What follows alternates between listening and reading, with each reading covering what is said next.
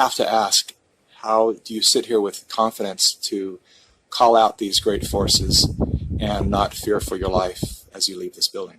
Because if we don't stop this now, we can not only forget our republic and our freedom, but we can forget humanity because we'll be killed by this agenda. So Anthony Fauci. My name is Dr. Tony Fauci. I'm the director. The man who is heading the pandemic task force was involved in a cover-up. He directed the cover-up.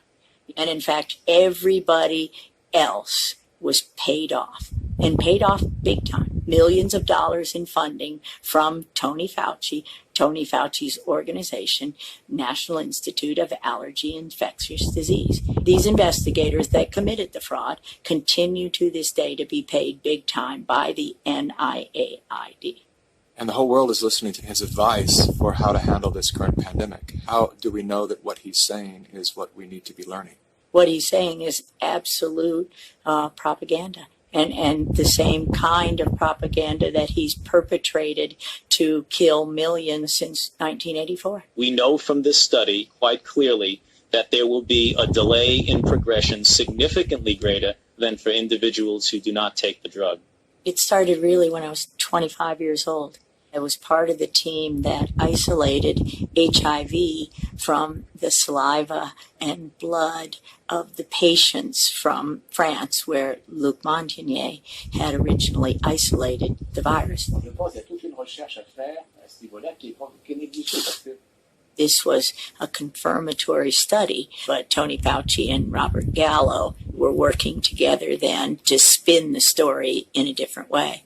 At that time, Dr. Rossetti was out of town, and Tony Fauci says, we understand that you have a paper in press, and we want a copy of it. And I said, yes, there's a paper in press, and it's confidential, and no, I will not give you a copy of it. He started screaming at me. Then he said, give us the paper right now, or you'll be fired for insubordination. And I just said, I'm sure when Dr. Rossetti gets back, you can have the conversation.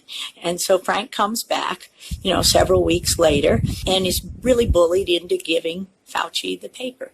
Fauci holds up the publication of the paper for several months while Robert Gallo writes his own paper and takes all the credit. And of course, patents are involved. This delay of the confirmation, literally led to spreading the virus around, killing millions.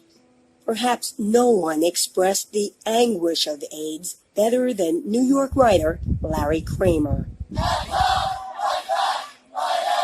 But he was even more angry at the federal government and the pharmaceutical industry. One person who felt Kramer's fury was NIH Dr. Anthony Fauci. He called Tony Fauci the Bernie Madoff of science. It's still been crushing to me to think that I didn't know my work in 1999 was something that had been avoided.